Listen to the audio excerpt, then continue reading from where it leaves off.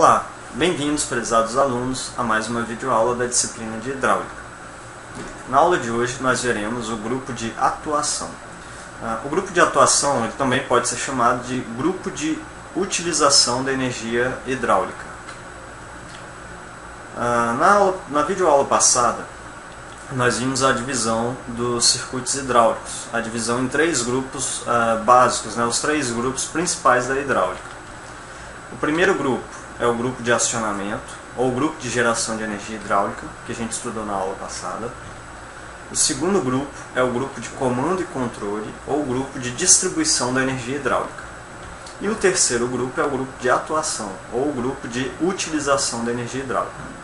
Nessa videoaula a gente vai estudar esse terceiro grupo, e na próxima videoaula nós vamos ver o grupo de comando e controle, que é o segundo grupo. São os grupos das válvulas. Ok. O grupo de atuação ele é composto pelos atuadores hidráulicos. A função de um atuador hidráulico é converter energia hidráulica, que vem lá da bomba, o óleo, o fluido hidráulico, que vem lá da bomba, lá do grupo de acionamento. Ele vem sob pressão, a energia hidráulica, E aí o atuador ele recebe esse óleo, esse fluido, e transforma e converte essa energia hidráulica em energia mecânica, ou seja, ele executa o trabalho para a gente. A energia hidráulica é transformada em movimento, através do atuador. O atuador ele se move e aí a gente está convertendo energia hidráulica em energia de movimento ou energia mecânica, certo? Então, quando a gente vê uma máquina funcionando, um equipamento hidráulico funcionando, um trator, um guindaste funcionando, o movimento que ela faz, a gente só consegue ver esse movimento, ela só consegue fazer o trabalho para a gente devido aos atuadores hidráulicos. Então vamos lá, nós temos três tipos principais de atuadores hidráulicos. Os cilindros hidráulicos, que é essa figura mais à esquerda, eles são os mais comuns, quando a gente vê um equipamento hidráulico a gente vê logo, e a gente já viu o atuador na videoaula passada, na segunda videoaula da primeira semana, ok? Nós temos os motores hidráulicos e os osciladores hidráulicos. Os cilindros hidráulicos eles são tipos de atuadores de movimento retilíneo, ou seja, ele apenas, como a gente já viu na aula passada, ele apenas avança e retorna, sempre em linha reta, avança e retorna.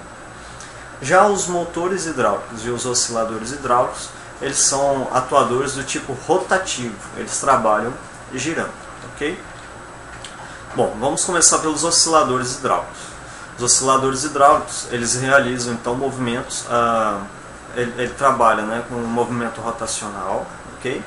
Só que o movimento dele é limitado, Como assim limitado? Quando você injeta fluxo de fluido nele, ele vai dar um giro, vai atuar, vai se movimentar, vai dar um giro, mas ele vai dar um giro até um certo limite que a gente regula. Pode ser uma volta, pode ser meia volta, um quarto de volta, 90 graus, meia volta é 180 graus, uma volta completa é 360 graus, ou pode ser 2 voltas ou 3 voltas, Então ele faz esse movimento e ele para, certo? Se você inverter o sentido do fluido, aí ele faz o movimento no sentido contrário, como se fosse o atuador avançando e retornando, ok? Então um oscilador ele tem esse giro limitado, ele gira uma quantidade de graus e para, ok? Ele converte então energia hidráulica, da pressão do fluido em movimento sob pressão, em energia mecânica de giro, ok? Nós podemos ver nessa figura à esquerda o símbolo do oscilador hidráulico. Na figura mais do centro é um modelo de oscilador, um oscilador de palhetas. Ele tem esse eixo, e aí ao longo desse eixo eu tenho palhetas, umas palhetas cravadas nesse eixo, e aí o óleo ele entra de um lado dessa palheta e empurra ela para o outro lado e aí gira o eixo até uma determinada quantidade aí de graus. Se eu injetar o óleo do outro lado da palheta, ele joga a palheta para o outro lado e vai girar o eixo, consequentemente, no sentido oposto. E essa figura da direita é um oscilador tipo pinhão cremalheira. Ele tem um eixo e na extremidade traseira desse eixo a gente tem uma engrenagem, né? E por cima dele vem uma cremalheira. O que seria uma cremalheira, né? Cremalheira é aquela barra dentada que tem naqueles portões eletrônicos, né? Isso todo mundo deve conhecer, né? Quando você aciona o portão eletrônico lá da sua casa, da casa do seu vizinho, tem um motor que gira e tem em cima do portão ou embaixo tem uma barra dentada. Aquilo ali é uma cremalheira, é uma engrenagem aberta, uma engrenagem plana, né? Então a gente consegue observar nessa figura da direita que eu tenho um eixo, né, e por cima dele tem um outro eixo lá atrás, que na verdade é um êmbolo, e esse êmbolo é uma cremalheira por baixo. Você injeta fluido de óleo de um lado, fluxo de óleo de um lado, o êmbolo vai deslocar para o lado oposto, e aí ele vai fazer, através da cremalheira, ele vai girar a engrenagem do eixo, e aí o eixo do oscilador gira uma quantidade de voltas até ele encostar do outro lado.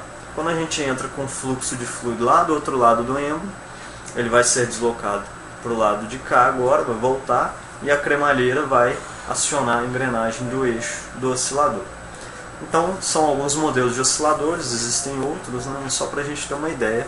E o símbolo do oscilador, né, que é um atuador rotativo. Okay? Bom, o próximo atuador são os motores hidráulicos. Então, qual a diferença do motor e do oscilador? O oscilador ele tem um giro limitado, o motor não.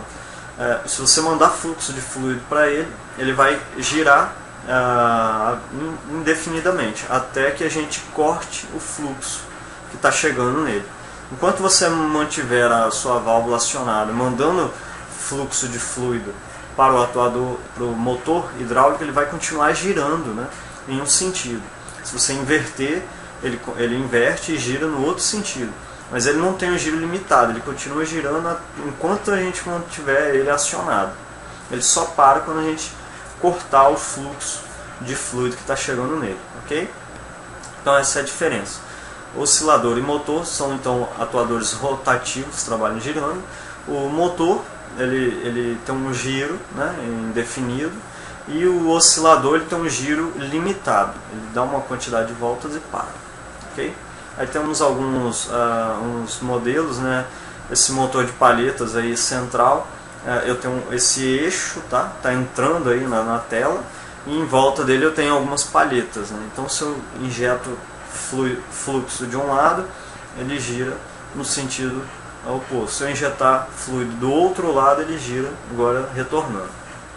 Ok? Algumas imagens de alguns motores hidráulicos aí, e à esquerda o símbolo de motor hidráulico. Beleza? Veja a diferença do motor para o oscilador, dos símbolos, né? Olha lá, o símbolo aqui no motor ele tem uma volta completa, né? Dá a ideia do giro, né?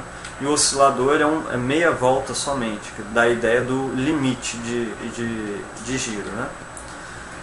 Ok, continuando, nós temos então os cilindros hidráulicos, né? Então, todo atuador, tanto rotativo quanto linear, qualquer atuador, a função dele é transformar a energia hidráulica em energia mecânica, né? Ele recebe o fluido sob pressão em movimento e transforma isso em movimento, né? E ele executa o trabalho para a gente, não é isso? Então tem algumas imagens aí de alguns modelos diferentes de atuadores, né? Então vamos lá. Os cilindros, atuadores lineares, né? Eles se dividem em cilindros de simples ação e cilindros de dupla ação. Cilindros de simples ação ele é chamado assim porque ele só é operado pelo fluido hidráulico, né, fluxo de óleo aí, em apenas um sentido. Tá? Então se você observar o símbolo, eu só tenho uma portinha ali no atuador, né, que é um símbolo do atuador, e só tem uma portinha, uma entrada de fluido. Se você olhar as fotos mais à direita aí, você vai ver que só tem essa conexão, tá tampadinha aí, né, são os modelos de cilindro, e a gente só tem essa essa conexão para entrar com fluxo de fluido. Então, para a gente fazer esse atuador avançar, né, olhando pelo símbolo aí, para a gente fazer ele avançar, a gente entra com óleo ali naquela portinha, naquela conexão, e aí ele vai avançar, normal.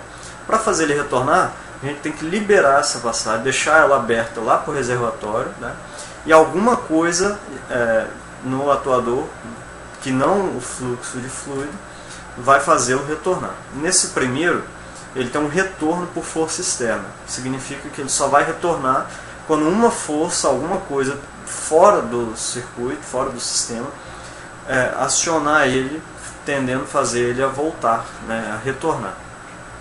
No símbolo de baixo, ele tem um retorno por mola. Então, quando a gente abrir essa conexão, deixá-la aberta lá para o reservatório, a mola vai empurrar o êmbolo e a haste do atuador para trás, né? E aí o óleo que está ali atrás, que fez ele avançar, agora vai retornar lá para o reservatório. Então esse é um atuador de simples ação.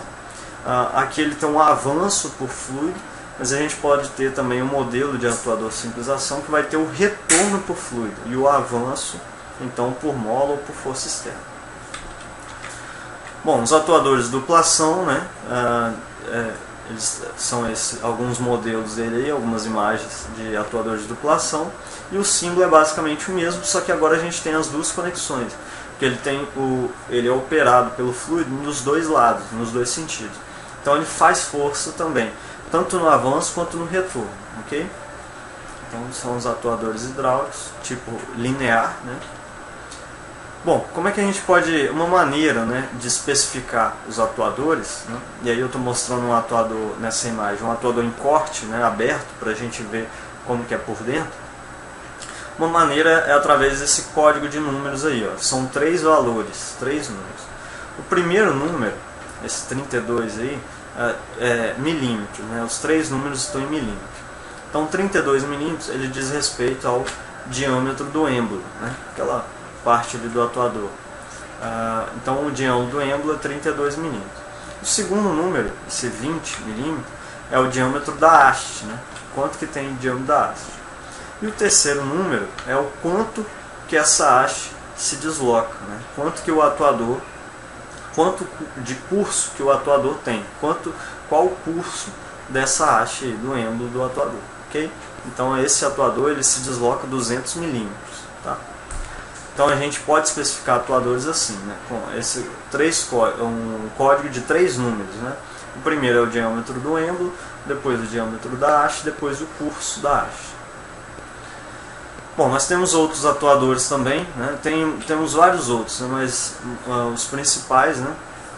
Esse é um cilindro telescópico, ok?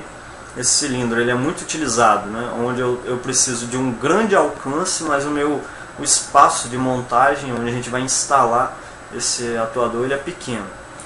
Então esse atuador ele é como se fosse uma antena, né? As hastes vão uma encaixando na outra e quando ele está recuado ele vai ter um tamanho e na hora da gente acionar ele alcança, né, um grande curso, ok? E o cilindro de haste passante ou cilindro de haste dupla, né? Aí tem algumas imagens, você pode ver que a haste dele passa para os dois lados, né? E pelo símbolo aí, com a haste passando dos dois lados. Um exemplo desse cilindro é, por exemplo, numa direção hidráulica, né? Quando você gira o motor para um lado, a haste vai avançar e empurrar os pneus para um lado.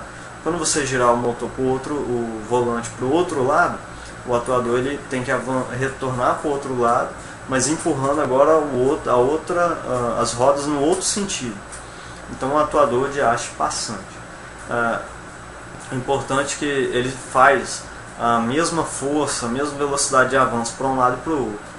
Nos atuadores simples de dupla ação, sem haste passante, a força de avanço dele é maior e a força de retorno é menor, né? E consequentemente a velocidade de avanço é menor e a velocidade de retorno é maior, ok? Justamente porque de um lado eu não tenho a haste, né? De um lado eu tenho a haste e atrás do êmbolo eu não tenho a haste. Então a gente tem essa diferença devido ao volume de fluido que vai entrar né? Onde eu tenho a haste, eu tenho um volume de fluido menor. Onde não tem haste, eu tenho mais fluido, então um volume de fluido maior. Isso causa diferença na força de avanço e retorno e na velocidade de avanço e retorno. Nesse atuador de haste passante, então a gente tem a força e velocidade iguais dos dois lados. Ok? Bom, pessoal, sobre atuadores, né, era isso. Ok?